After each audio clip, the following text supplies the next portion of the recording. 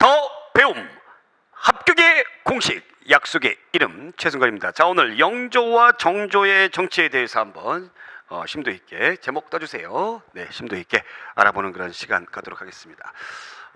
우리가 이제 몇 세기였죠? 18세기 영조와 정조 때에 조선의 이제 르네상스 시기라고도 이제 많은 이야기를 합니다만, 그 영조와 정조 때의 그 정책의 배경들에 대해서 우리가 한번 알아보는 그런 시간 갖도록 하겠습니다. 또 여기에서도 이제 과거에는 등장하지 않았던 그런 문제들이 등장하기 때문에 그것까지 제가 챙겨 드릴 테니까 눈여겨서 잘 보시기 바라고요. 자, 영조의 탕평책, 정조의 또 정치, 이 부분에 대해서 정리를 한번 해보도록 하겠습니다. 우선 영조가 재위기간이 50년이 넘죠. 그러니까 굉장히 조선에서는 제일 오랫동안 왕노릇을 해먹었던 사람입니다. 그렇죠? 네. 근데 이제 우리가 영조가 왜 탕평책을 했느냐, 그것에 대해서 알아보겠습니다. 영조의 아버지가 누구죠? 숙종이죠. 황국과 관련된 숙종이죠. 숙종 다음에 누가 임금이 되죠? 경종이 임금이 됩니다. 경종. 그 다음에 이제 경종이 얼마 못 살고 죽어요. 이 영조가 임금이 되는데, 경종의 엄마가 누구죠? 장희빈이었죠. 자, 숙종 때 맨 마지막 황국 때에 누가 집권을 하게 되죠? 노론이 집권을 하게 됩니다. 노론. 예, 노론이 딱 집권을 해요. 자, 숙종이 죽고 이제 임금이 어린 경종이 임금이 딱 되는 거죠. 자, 이런 배경 속에서 이 노론들은 경종이 달가올 리가 없어요. 왜냐하면 경종은 누구의 소생입니까? 장희빈의 소생이죠. 장희빈을 싫어했죠. 그죠? 그래서 이 황국대에 큰 피해를 보기도 했었고, 그죠? 근데 그의 소생이 임금이 됐다라는 겁니다. 근데 경종이 이제 병약해요. 병약한데 얘가 나중에 정신을 차리고 나서 우리한테 복수를 하면 어떡하지? 늘 불안감에 휩싸여 살아가고 있더라라는 얘기입니다. 근데 경종이 다행히 후사가 없어요. 후사가 없어. 뭐 야세에 의하면 경종이 이제 엄마 장희빈이 죽는 모습을 보고 충격을 받아서 그렇다라고 얘기하는데, 그러면서 계속 이 노론이 이제 뭐를 해야 되는가? 이 세제를 삼아야 됩니다. 세제가 뭐냐면 동생이죠. 예, 세자가 되는 동생. 그래서 이제 영조가 세제가 됩니다. 영조의 어머니가 무술이 최씨였죠. 무술이 최씨. 그러니까 천한 신분이었다라는 얘기죠. 그래서 어떻게 본다면 아버지는 숙종이지만 엄마는 천한 신분. 이 천한 신분, 그러다 보니까 이 노론의 입장에서는 얘가 임금이 되면 우리 마음대로 주물럭거릴 수 있겠다 해가지고 영조가 임금이 되더라라는 얘기입니다. 그것을 여러분들이 잘 이해를 해주세요. 어떻게 해서 임금이 됐는가. 자, 그런 상황에서 목적을 보겠습니다. 영조는 탕평책을 했던 목적은 붕당 간의 대립을 완화하고 왕권을 강화하기 위해 탕평책을 실시했다. 탕탕평평이라는 그런 말이에요. 그러니까 평탄하게, 당파 싸움 하지 않고 평탄하게 가겠다. 원래 그런데 이 탕평책은 맨 처음에 숙종 때 제기가 돼요. 탕평책을 하자. 제기가 돼요. 요거 중요해요. 제기가입니다. 근데 실질적으로 실시는 누가 하더라? 영조가 하더라는 얘기예요. 그래서 성균관에 탕평비도 세웁니다. 탕평비, 성균관에 탕평비도 세워요. 자, 그런데 여러분들이 한 가지 생각해야 되는 건, 영조가 임금이 됐을 때 영조가 왕권이 강할 수 있어요? 없어요? 왕권이 강할 수가 없죠. 예, 국가의 권력은 누가 장악하고 있으니까? 얘네들이 장악하고 있으니까 왕권이 강할 수가 없어요. 그런데 왕권을 강화하게 되는 계기가 되는 그런 사건이 일어납니다. 그것이 바로 뭐냐면 이인좌의 난이에요. 집권 초기 때에 이인좌의 난이 일어나게 되죠. 자, 이인좌의 난이 일어나는데 이인자가 누구냐면은 소론 출신이에요. 소론은 정권에서 소외가 돼버렸잖아요. 그죠? 여기에 정권에서 소외된 또 누구? 남인들이 이 난에 참여를 하게 되는 거죠. 어마어마하게 굉장히 무서운 사건이었어요. 영조 입장에서 바라볼 때는. 그래서 청주성이 함나게 되고 그렇게 했습니다. 그런데 경상도라든가 이 전라도라든가 이쪽의 병력이 여기에 합류를 안 하면서 이인자의 난이 진압이 되더라라는 얘기예요. 영조가 깜짝 놀랐던 것이죠. 그래서 영조가 이것을 바탕으로 해서 노론도 약간의 압박을 했던 것이죠. 야, 너네만 이렇게 집권하고 있다 보니까 이런 난이 생겨나는 것이 아니냐. 그러면서 영조의 정책은 여기 나와 있는 완론탕편으로 갑니다. 완화시키는 거죠. 완화시키는 거예요. 완화시키는 거. 완론상편. 예, 완론상편이 여기 이게 나와 있어요. 붕당을 가리지 않고 온건하고 타협적인 사람들을 관리를 등용한다. 온건하고 완화하면서. 그러니까 여전히 노론들은 존재를 하고 있더라. 주도권은 노론이 장악을 하고 있어요. 그런 상황 속에서 소론도 데리고 오고 남인들도 데리고 오고 이런 완론 탕평책을 하게 되더라라는 얘기입니다. 이게 탕평책의 주요한 내용이에요. 탕평책에. 자, 그럼 영조의 정책으로는 탕평책의 일환으로 뭐냐면 붕당의 근거지인 서원을 대폭 정리합니다. 정리해요, 여러분들. 정리. 완전히 없애버리는 게 아니에요. 이거보다 더 정리하는 것은 언제예요? 나중에 대원군 때 그때는 서원 철폐라고 그러죠. 47개소만 내비두고 다 없애버리죠. 대폭 정리를 한다. 자, 그 다음에 문제가 되었던 이조 전랑의 권한을 축소시킵니다. 이조 전랑의 권한을 축소시킨다는 얘기죠. 이조 전랑으로 인해서 붕당이 처음에 시작이 되었기 때문에 이러한 권한을 처음에 딱 축소를 시킨다라는 거고요. 아까 제가 말씀드렸던 완론탕평을 하더라라는 얘기입니다. 자, 그 다음에 균역법을 실시합니다. 균역법. 나중에 이제 그 조선의 이제 제도라든가 이런 것에 대해서 공부를 하겠습니다만 양난 이후에 백성들의 삶이 굉장히 어려워지죠. 그래서 조세를 감면 정책을 하는데 이 전세를 개혁하기 위해서 영정법을 실시하고요. 그 다음에 군역을 개혁하기 위해서 균역법을 실시하는데 균역법이라는 것이 바로 뭐냐면 역을 균등하게 한다라는 겁니다. 역을 균등하게 한다. 백성들이 군대 안 가는 대신에 1년에 두 필씩 군포를 납부하겠는데 이것을 50% 바겐세일 한 필로 납부하게 한다는 얘기입니다. 그러면 세수가 굉장히 부족하죠. 굉장히 부족해서 양반들에게 결작이라고 해가지고 토지별로 결작이라고 해가지고 이 토지별로 쌀을 곡식을 2두씩 내게 했어요. 2두씩 내게 했습니다. 물론 양반들이 반대를 했겠죠. 근데 요거 좀 내는 거 가지고 뭘 그러느냐? 밀어붙여버려요. 결작이라고 해가지고 밀어붙이고 또 그 다음에 선무군관포라고 해가지고 이 선무군관포가 뭐냐면 군관입니다. 군관 장교예요. 장교인데 이 어떤 장교냐면 이런 직책이 없어요. 이런 벼슬이 없어요. 근데 양반인데 벼슬에 못 나간 양반들 있잖아요. 얘네들에게 야 내가 이런 벼슬을 하나 줄 테니까 너 군포 좀 내라. 그래? 그럼 나 이거 시켜줘. 이렇게 했던 거예요. 어떻게 보면 바보 같죠? 네. 이것이 바로 이제 선무군관포다. 이러한 정책을 했다라는 겁니다. 그래서 균역법을 실시하고 그 다음에 지나친 형벌을 금지합니다. 고문 같은 것을 금지하고 제가 지난번에도 말씀을 드렸습니다만 태종 때 왕권 강화의 차원 또 그 다음에 지방 수령들을 장악하기 위한 차원에서 신문고 제도가 있었죠. 그것이 없어졌는데 이것을 다시 부활시키더라라는 얘기입니다. 부활시키더라. 자, 그 다음에 또 이제 뭐 있냐면 쟁패라는 것도 있어요. 쟁패가 뭐냐면 꽹과리 두들기는 거예요. 그 국왕이 이렇게 행차를 하잖아요. 이렇게 바깥에 이제 행차를 하게 되면은 이 백성들이 이렇게 머리를 조아리지 않습니까? 이때 찬스다 해서 꽹과리를 탁 들겨요. 그러면 국왕이 걔를 불러서 너 무슨 일이 있니? 이렇게 물어보는 그러한 제도, 이 쟁패가 있었습니다. 자, 그 다음에 법전을 새롭게 만드는데 이 법전이 속대전이라고 합니다. 자, 우리가 이제 법전에 대해서 한번 볼게요. 법전에 대해서는 물론 정도전 때부터 조선 경국전이니 이렇게 쭉 법전이 여러 가지가 속육전이니 이렇게 쭉 여러 가지가 속육전, 그러니까 조선 경국전, 속육전, 경제육전 이런 법전들이 조선 전기 때 있었는데 정말 법전 다음 법전은 세조 때 실시해가지고 성종 때 완성이 됐던 바로 뭐예요? 경국대전이죠. 경국대전이에요. 이 경국대전이 언제? 14세기 말에 완성이 되는 겁니다. 14세기 말에. 그러면 이 이후에 쭈르르르르 때 이렇다 할 법전이 없어요. 200년이 훨씬 지났는데도 법전이 없어.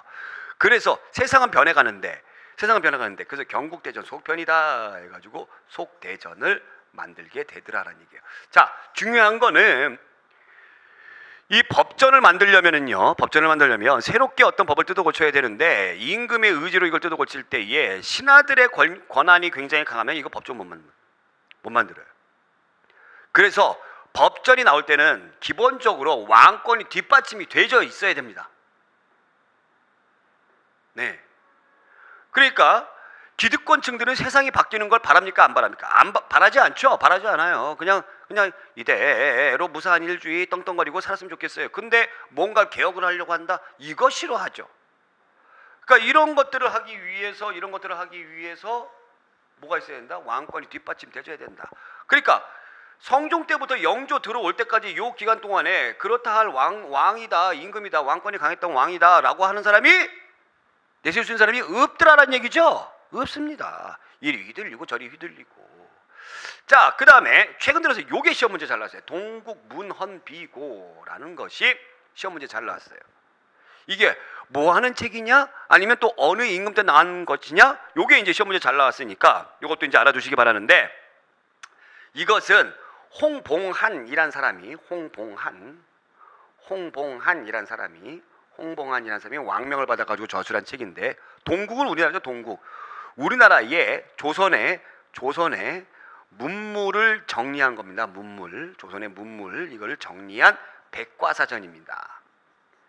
백과사전이에요. 자, 여기서 백과사전 하나 알아두세요. 백과사전이에요. 백과사전. 조선의 문물을 정리한 동국문헌비고, 어느 임금 때? 영조 때 이것이 나타나게 되더라라는 거죠.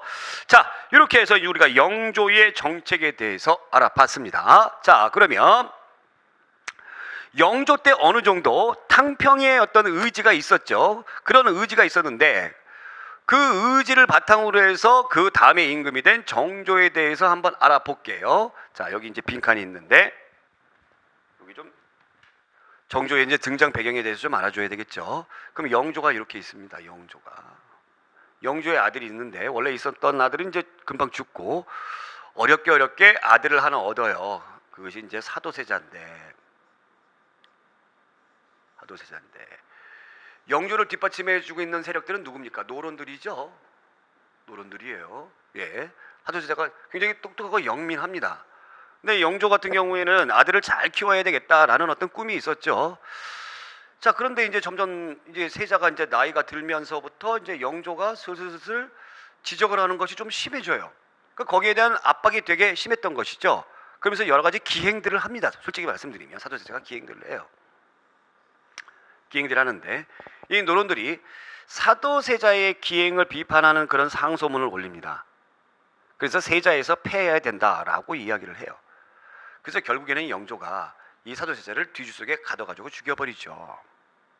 그래서 나중에는 슬퍼하면서 너를 생각한다, 생각사자를 써가지고 사도세자다 이름을 이렇게 붙여주게 되는데, 자, 여기에서 여러 가지 의견들이 갈리는데 너무너무 비정한 아버지 아니냐라는 것도 있는데, 그럼 영조는 왜 그랬을까? 자기가 이렇게 끔찍히 아끼던 아들을 죽여가면서까지 왜 그랬을까? 바로 탕평의 의지가 있지 않았는가라는 겁니다. 사도세자가 이렇게 등장을 했을 때 또 이 권력의 틈바구니를 소론이라든가 남인들이 비집고 들어오는 그런 부분들, 이것을 또 노론들이 견제하는 그런 부분들, 이런 부분들이 있었던 것이죠. 탕평의 의지가 흔들려 버리는 거죠. 자, 이러한 배경 속에서 이제 누가 등장하게 되는 거예요? 정조가 임금이 되게 되는 겁니다. 정조. 그러니까 정조는 아버지에 대한 어떤 그리움이라든가 그런 측은한 마음이라든가 이런 것들을 가지고 임금이 됐죠. 또 한 가지, 그렇다고 해서 아버지를 죽인 할아버지를 미워하지는 않아요. 할아버지의 어떤 가르침을 잘 받았어요. 그래서 정조는 탕평의 의지를 가지고 있습니다. 탕평의 의지를, 탕평책을 계승을 했던 부분들이 반드시 있다라는 거죠. 거기에 더해서 할아버지가 50여 년 동안 했던 이 탕평책, 그 기반에서 이제 정조는 무엇을 하느냐, 노론들의 정행을 보고 있었죠. 그래서 이 노론들은 어느 정도 정치권에서 밀어내버려요. 밀어내버리면서 얘네들을 너희들 들어와 하는 거, 너희들 들어와. 특히 니네가 제일 많이 고생을 했어. 아까 제가 아까가 아니라 제가 지난 시간에 이 남인들이 뭘 열심히 연구했다고 그랬어요? 실학을 열심히 연구했다고 그랬죠. 실학을 열심히 연구했다고 그랬어요. 너희들 들어와. 그럼 실학을 연구했는데 얘들 거의 다 젊은 사람들이란 말이에요. 그러면 이런 젊은 사람들이 중앙에 요직으로 등용되기 위해서는 무엇을 해야 되느냐? 뭐 어떤 기반이 있어야 된다는 얘기입니다. 기반이. 그 기반을 만들어줬던 것이 바로 규장각이다라는 얘기입니다. 규장각. 규장각. 왕립연구소죠. 왕립연구기관이죠. 그러니까 어떤 국왕이 개혁 의지가 있으면은 그런 국왕들은 무엇을 합니까? 자기 어떤 친위 세력을 양성시키기 위해서 이런 기관들을 만들어요. 정조와 비슷한 사람이 누구냐면 세종이죠. 세종도 뭘 만들었어요? 집현제를 만들었잖아요. 그렇죠? 그래서 이 규장각들을 통해 가지고 학자들을 양성했던 거예요. 그래서 정조 때는 실학이 융성하게 되었다라는 겁니다. 실학이 엄청나게 융성하게 되었다라는 겁니다. 그래서 우리나라에서 굉장히 인기 있는 군주, 예, 늘 들어보게 되면 세 손가락 안에 들어가는 사람이 바로 정조예요. 정조. 자, 그러면 이러한 것들을 여러분들이 두시고 정조의 개혁 정책에 대해서 한번 알아보겠습니다. 교재 46쪽에 정조의 개혁 정책, 네, 여기 있죠. 네, 다음 단어는 그게 나왔어요. 깜짝 놀랐어. 정조의 개혁 정책. 우선 여기 나와 있는 준농탕평하다. 준농탕평. 자, 준논이라는 게 뭐냐? 준논이라는 게 뭐냐? 준논. 엄격할 준자입니다. 엄격할 준자예요. 그래서 시시비비를 따져요. 시시비를 따져가지고 옳고 그름을 따져가지고 너 이거 틀린 거 아니야? 너희들 꺼져. 딱 해버리는 거예요. 누굴 제거하기 위해서 그랬던 거예요? 바로 노론의 독주를 막기 위해서 그랬던 것이죠. 할아버지는 노론들도 이렇게 데리고 오고 쟤들도 데리고 오고 대신 온건한 쪽으로, 그래서 완논탕평이었잖아요. 이제 준논탕평으로 가더라라는 얘기입니다. 준논탕평. 아시겠죠? 자, 그 다음에 규장각. 학문 연구 및 개혁 추진을 위한 중심기구였다. 자, 그 다음에 이제 초기의 문신제가 있습니다. 이 초기의 문신제가 과연 무엇이냐? 이 초기의 문신제하고 비교가 되는 것이 독서사가제입니다. 독서사가제예요. 독서사가제. 예, 독서사가제. 세종 때 이런 정책을 했었는데, 초기 문신제는, 초계라는 게 뭐냐면 초계가 임금에게 올리는 이 보고서입니다. 보고서인데 어떤 보고서냐면 젊은 문신들 가운데서 젊은 신하들 가운데서 이 사람은 우리가 좀 키워야 되겠습니다. 이렇게 적극 장려하는, 권장하는, 추천하는, 예, 젊은 문신을 추천하는 그 보고서예요. 보고서인데 그럼 추천이 딱 되어지면은 얘는 이제 어떻게 합니까? 40살 이하예요. 얘는 어떻게 하냐면 이제 집에 가요. 집에 가가지고 열심히 너는 일정 기간 동안 어떻게 해라? 학문 연구해라. 공부해라. 휴가 주는 거죠? 근데 무급이에요? 유급이에요? 유급휴가 주는 거예요. 그 집에서 얼마나 좋아. 그냥 띵까 거리면서 그냥 자기 연구하고 대신 그 성과를 가지고 오거라라는 얘기예요. 초기 문신제. 그래서 이걸 통해서 젊고 유능한 관리가 선발이 되더라라는 얘기입니다. 젊고 유능한 관리들이 그래서 개혁을 뒷받침하는 세력으로 키우게 되는 것이죠. 이게 초기 문신제. 이 독서사가제랑 똑같은 거죠. 집에 가서 책 읽어. 사가 니네 집에 가서 책 읽어 했던 것이죠. 세종 때도. 자, 그 다음에 장룡영을 설정합니다. 장룡영. 자, 정조가 이런 개혁 정책을 할 때 누가 제일 싫어합니까? 이게 노론이 제일 싫어합니다. 노론이 제일 싫어해요. 그래서 이 노론들이 정조를 암살하기 위해서 몇 번의 시도를 합니다. 근데 그때마다 물론 실패로 돌아갔습니다만, 그래서 자기를 보호해주는 친위 부대를 만들어야 되겠다 해가지고 장룡영이라는 친위 부대를 설치하더라라는 얘기죠. 장룡영. 자, 그 다음에 이제 수원에 화성을 건설합니다. 수원에 이런 왜 화성을 건설했을까? 이 화성은 뭐 유네스코에서 지정했던 세계문화유산이잖아요. 자기의 이제 정치적 이상을 실현할 도시로 했는데 아버지의 능이 화성에 있기도 하지만 어떻게 본다면은 자기 어떤 개혁 정치를 실현하기 위해서 수도를 옮길 계획이 있었거나 아니면 뭐 우리가 서울을 중요시 여기고 그 다음에 평양을 서경으로 중요시 여겼던 그런 것처럼 굉장히 이 중요시 여겼던 도시로 새로운 도시로 신도시를 만들려고 했던 것이 아닌가라는 거죠. 그래서 이러한 국가에서 굉장히 중요한 정책을 실현하는 데 있어서 총 감독을 누굴 시켰느냐? 정약용을 시켰던 것이죠. 정약용. 그죠? 그래서 정약용이 뭘 이용해서 거중기를 이용을 해가지고 이 수원에 있는 화성을 짓는데 크게 기여를 했던 것이죠. 그러면 이제 또 이제 임금님 행차를 하게 되는데 궁궐에서 창덕궁에서 이제 또 이게 화성 자주 들락날락거리는데 그럼 이제 강을 건너야 돼, 한강 건너야 되겠잖아요. 그래서 뭐 배다리를 만들었던 것이죠. 배다리. 이 배다리가 뭐예요? 여러분들 그 군대 갔다 오신 분들은 아시겠지만은 그 군인들이 이제 그 강을 도하하는 훈련들 많이 하지 않습니까? 그죠? 다리가 없어요. 이 강이 이렇게 도도하게 이제 흐르게 되면 강이 없어요. 그래서 이제 여기에 배를 이렇게 묶어놔요. 배는 물에 뜨지 않습니까? 이렇게 딱 묶어 이 위에다 이제 판자를 얹는 거죠. 판자를 딱 이렇게 얹어가지고 일종의 배달이다 해가지고 이런 것들을 하게 되는 거죠. 자, 그 다음에 금난 정권을 폐지합니다. 금난 정권. 이것이 이제 신해통공이라고 불러요. 신해통공. 이것도 알아두세요. 신해통공. 금난 정권. 자, 금난 정권은 바로 무엇이냐? 난전을 금하는 권리다라는 거죠. 난전이 뭐냐면 국가에서 허락하지 않는 상인들 얘기예요. 조선이라는 나라는 상업을 등한시하고 있기 때문에 뭐만 중요시하겠어요? 농업을 중요시하겠어요. 그래서 상위를 하기 위해서는 국가의 허락을 받아야 되는데 잘 허락해 주지 않죠. 그런데 이 난전을 금하는 권리, 이 금난 전권을 누구한테 있었냐면은 국가에서 허락을 해준 시전 상인들에게 있었어요. 시전 상인들에게. 그럼 얘네들이 난전을 금하기 때문에 자유로운 상업활동을 할 수가 없었죠. 그죠? 그래서 상업활동이 위축이 돼버리죠.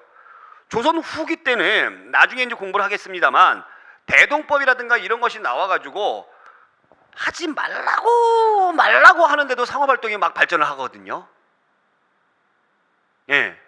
이제는 그거는 거스를 수 없는 뭐가 되는 거예요? 국가적인 어떤 컨텐츠가 돼버린 거예요. 산업의 컨텐츠가 돼버린 거예요. 자, 그러다 보니까 얘네들이 금난 정권을 가지고 있다 보니까 안 되겠다. 그럼 이걸 폐지를 시켜버리자. 단 누구만 빼고 유기전만 제외를 하고 유기전에 있는 서울 종로에 있는 유기전 상인들만, 시전 상인들만 제외를 하고 금난 정권을 폐지해버리자 했던 겁니다. 그 자유롭게 너도나도 상인일을 할 수가 있었죠. 자, 아까 제가 이제 여기 말씀드린 거는 이런 것들을 하기 위해서 했습니다만 실질적인 부분에서는 이러한 시전 상인들이 누구에게 이제 이 노론들에게 경제적인 후원을 해줬던 거예요. 그러니까 정경유착이 일어났던 것이죠. 그 정경유착의 고리를 끊어버리기 위해서, 그러니까 돈줄이 끊어버리게 되면은 얘네들은 이제 약해지게 되잖아요.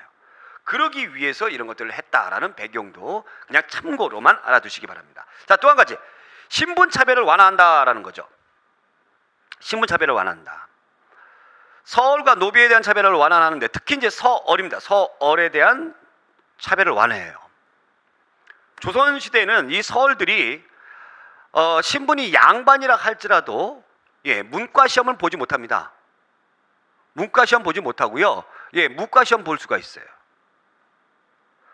또 당상관에 임명되지도 못해요.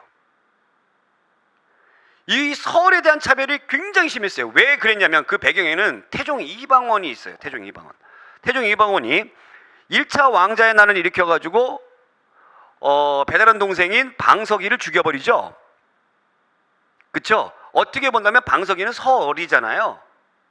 그래서 그러한 배경 때문에 조선이라는 나라가 이 서얼에 대해서 굉장히 차별이 심했던 부분들이 있어요. 근데 이 신분차별을 완화했던 이유는 이 실학자들의 상당수가 서얼 출신들이 있었다라는 겁니다. 그래서 얘네들을 등용하기 위해서 서얼 차별을 좀 완화했습니다. 그래서 얘네들이 어떻게 됩니까? 청요직에 들어가게 되는 거죠. 청요직이라는 건 중요한 직책을 얘기하는 거예요. 중요한 직책에 들어가게 되더라라는 겁니다. 자, 그 다음에 문물을 정비하는데 여러분들 요것도 이제 최근 들어서 나옵니다. 동문휘고, 탁지지 뭐 나오는데 동문휘고는 무엇이냐? 동문휘고는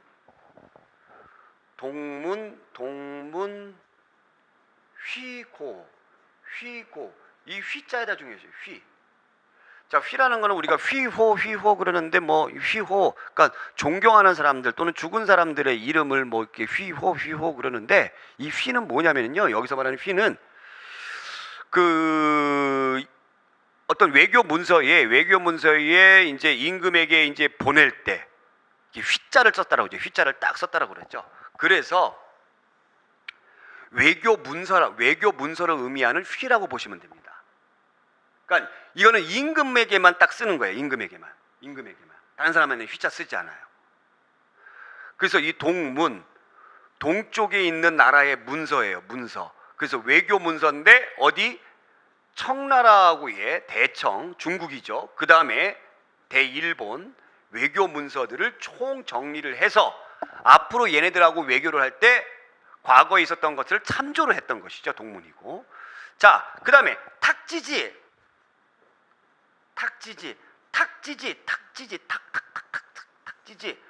탁지지가 뭐냐 도대체. 탁지지는 말이에요. 우리나라의 호조 있죠. 호조. 이호의 병영공 호조. 이 호조에서 뭘 담당했죠? 재정을 담당했습니다. 자, 이 재정을 담당했는데 이 호조에서 여태까지 어떻게 처리를 했는가? 호조에서 처리를 했던 어떤 사례, 그 다음에 언제 했느냐, 연역, 이것들을 총 정리한 것이 탁지지다라는 겁니다. 그래서 국가재정을 효율적으로 이용하기 위해서 이런 것들을 편찬을 했다. 대단한 거죠. 그 다음에 대전통편을 편찬합니다. 대전통편이라는 거는 법전이에요.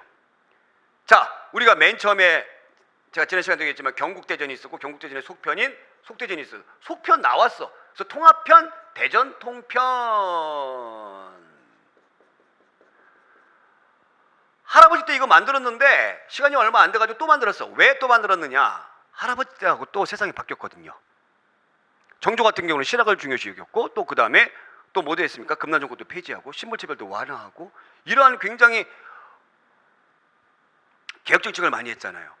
그래서 세상의 흐름이 할아버지 때하고 또 많이 바뀌었죠. 그래서 대전통편이라는 법전을 편찬하게 되었다라는 겁니다. 자, 이렇게 해가지고 우리가 영조와 정조에 관련된 내용을 했고요. 제가 그 심화적인 그런 내용들까지도 여러분들 꼭 챙겨주시기 바라고요.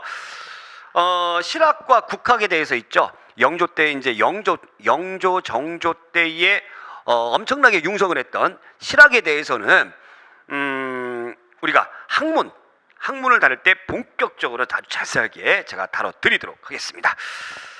자, 오늘 여기까지 하고요. 다음 시간에 우리가 세도 정치의 전개 과정과 또 그다음에 농민봉기의 발생 이 부분에 대해서 알아보도록 하겠습니다. 여기까지 고맙습니다.